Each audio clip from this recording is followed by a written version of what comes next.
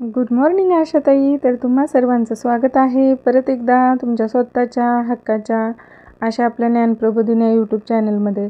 तर मैत्रिणींनो, हा जो काही 2025मधील सप्टेंबर महिना चालू आहे, तर या महिन्यातील किशोरी बैठक म्हणजे किशोरवयीन मुलींची जी बैठक आपण घेतो, मंथली जी मीटिंग घेतो, तर या बैठकीमध्ये कुठला टॉपिक निवडायचा किंवा कुठल्या विषयावरती प्रत्येकच महिन्याला किशोरी मुलींची बैठक घ्यायची असा प्रश्न आपल्याला पडतो.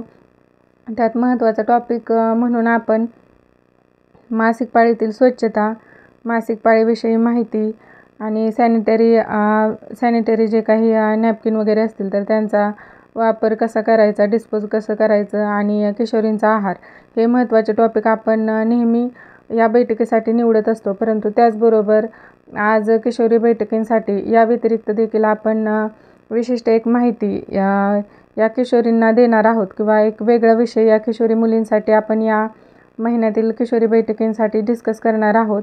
तर हा विषय नेमका कुठला आणि याचं प्रोसिडिंग कशाप्रकारे लिहायचं किंवा आम्ही कशाप्रकारे या किशोरी मुलींना माहिती वगैरे सांगितली, तर याचा हा व्हिडिओ असणार आहे.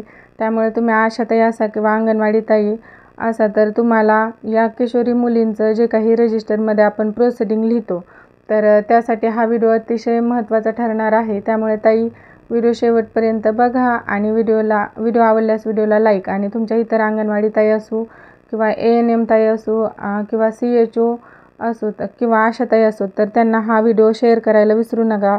चला तर मग जराही वेळ न घालवता सुरू करू आपण आपला आजचा व्हिडिओ. तर बघा,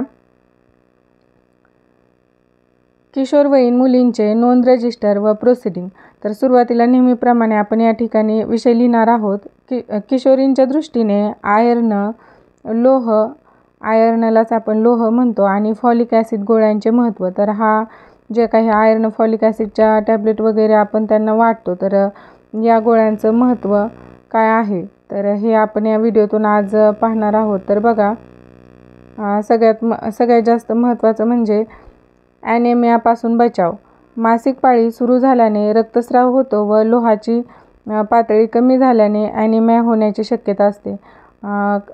तर या किशोरी मुलींमध्ये मासिक पाळीची सुरुवात झालेली असते, त्यामुळे त्यांच्यामध्ये रक्तस्राव होत असतो. तर या रक्तस्रावामुळे लोहाची पातळी कमी झाल्याने ॲनेमिया होण्याचा धोका असतो. तर या आयर्न, फॉलिक ॲसिडच्या ज्या गोळ्या आहेत, तर या ॲनेमियापासून बचाव करण्याचं काम करतात. लाल रक्तपेशींची निर्मिती. तर बघा, आयर्न, फॉलिक ॲसिडच्या गोळ्या शरीरात लाल रक्तपेशींची निर्मिती करतात. रक्तवाढ होते, HB पातळी वाढते, त्यामुळे शरीरात ऑक्सिजनचा पुरवठा होऊन अशक्तपणा व थकवा दूर होतो. जर या किशोरी मुलींनी आयर्न, फॉलिक ॲसिडच्या गोळ्या त्यांच्या वयोगटानुसार ज्या ठरवलेल्या असतात त्या जर घेतल्या, तर त्यांच्यामध्ये जी काही लाल रक्तपेशींची निर्मिती आहे ती वाढल्याने HBची पातळी देखील वाढते आणि ऑक्सिजनचा पुरवठा शरीरभर झाल्याने या किशोरवयीन मुलींना जो काही थकवा किंवा अशक्तपणा आहे तो दूर होण्यास मदत होते. तर त्यापुढे बघा, शारीरिक विकास. किशोरवयीन काळात मुलींची वेगाने वाढ होते. या वाढीसाठी आवश्यक ऊर्जा आणि पोषक तत्वे पुरवण्याचे काम या गोळ्या करतात. तर ही जी काही झपाट्याने वाढ मुलींची होत असते, तर या वाढीसाठी ज्या काही आवश्यक पोषक घटक किंवा ऊर्जा आहे, तर हे देखील पुरवण्याचं काम या आयर्न, फॉलिक ॲसिडच्या गोळ्या करत असतात. तर त्यापुढे जाऊन बघा, शारीरिक विकास हे झालं. त्यानंतर बघा, मेंदूची कार्यक्षमता. फॉलिक ॲसिड मेंदूच्या योग्य कार्यासाठी आणि नवीन पेशींच्या निर्मितीसाठी आवश्यक असते, त्यामुळे एकाग्रता वाढते आणि शैक्षणिक कामगिरी सुधारते. तर या गोळ्यांमुळे जी काही मुलींमधील मेंदू आहे, तर त्याची देखील कार्यक्षमता वाढते व त्यामुळे जो काही शैक्षणिक कामगिरी असेल, तर त्यामध्ये अभ्यासात लक्ष वगैरे लागणं आणि एकाग्रता वाढणे यांसारखे फायदे देखील होतात. त्यानंतर पुढे बघा, गरोदरपणाची तयारी. भविष्यातील लोहाच्या कमतरतेमुळे बाळातील जन्मजात दोष, उदाहरणार्थ न्यूरल ट्यूब डिफेक्ट होण्याचा धोका कमी होतो. मासिक पाळी नियमित होण्यास मदत होते. तर किशोरी मुलींमधील अनियमित मासिक पाळीची समस्या दूर होते. अशा प्रकारे या ज्या काही गोळ्या आहेत आयर्न, फॉलिक ॲसिडच्या, या किशोरी मुलींच्या दृष्टीने अतिशय महत्त्वाच्या आहेत. तर टॉपिक परत एकदा बघा, ॲनेमियापासून बचाव. लाल रक्तपेशींची निर्मिती, रक्तवाढ होते, शारीरिक विकास होतो, मेंदूची कार्यक्षमता वाढते, जी काही भविष्यातील गरोदरपणाची तयारी आहे ती होते. तर मासिक पाळी नियमित होण्यास देखील या आयर्न फॉलिक ॲसिडमुळे मदत होते. तर या आयर्न व फॉलिक ॲसिडच्या गोळ्या प्रत्येक किशोरी मुलींपर्यंत पोहोचवण्याचं काम आशाताई करत असतात.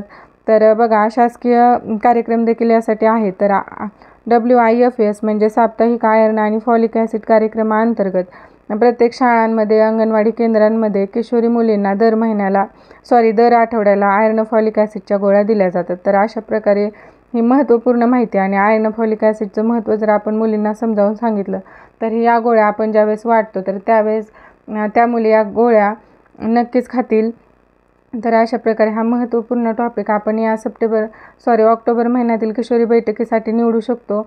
आणि जे काही बघा किशोरवयीन मुली आहेत तर त्यांची आपण नावे वगैरे लिहून घ्यायचे आहेत. त्यांचं एच बी देखील आपण करून त्यांच्या साईन, वय अशा प्रकारे लिहून घ्यायचं आहे. तर हा जर व्हिडिओ तुम्हाला आवडला आणि समजा जर मोबाईलच्या प्रॉब्लेममुळे तुम्हाला स्क्रीनवरील अक्षरे वगैरे ओळखू आली नाहीत तर तसं देखील कमेंटमध्ये पाठवा.